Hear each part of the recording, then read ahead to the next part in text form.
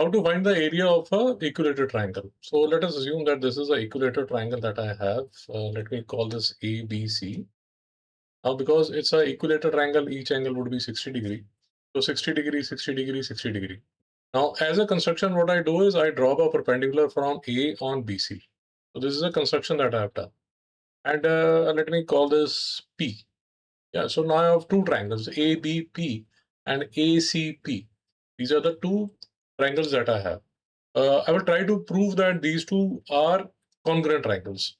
So this side is equal to this side is common, and this angle would be equal to this angle. So from RHS, using RHS, I can prove that ABP is congruent to ACP. These two triangles are congruent. Why do I require these to be congruent triangles? What I'm trying to achieve? What I'm trying to achieve is that once I have proved that these two triangles are congruent, I know that this angle would be equal to this angle would be equal to 30 degree. And importantly, what I can prove is that BP would be equal to PC. Now, because as an equilateral triangle, whole of BC is A. Now, if BP is equal to PC, then BP is A by 2 and PC is A by 2. So both of these are A by 2. Again, what I'm trying to arrive at, even if I have proved that BP is equal to A by 2. If BP is equal to A by 2, then look closely. This side is equal to A. This side is equal to A by 2. Let me consider this triangle, ABP. If this is A by 2, this is 90 degree, this is my construction. Then I have to find this side, AP. AP. How do I find AP? I can find AP either using trigonometry, but say if you are not in 9th or 10th class, you haven't studied trigonometry, so I'll avoid trigonometry.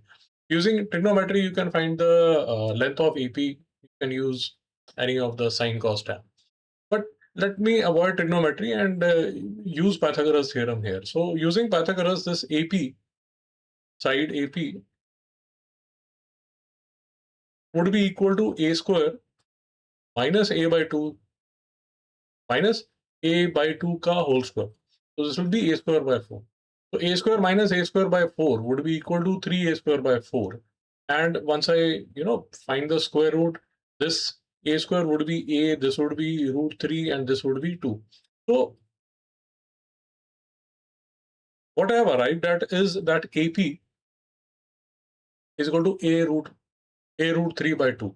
But how does it help me? It helps me because if I see this triangle, now when I focus on the triangle ABC, I have found the height.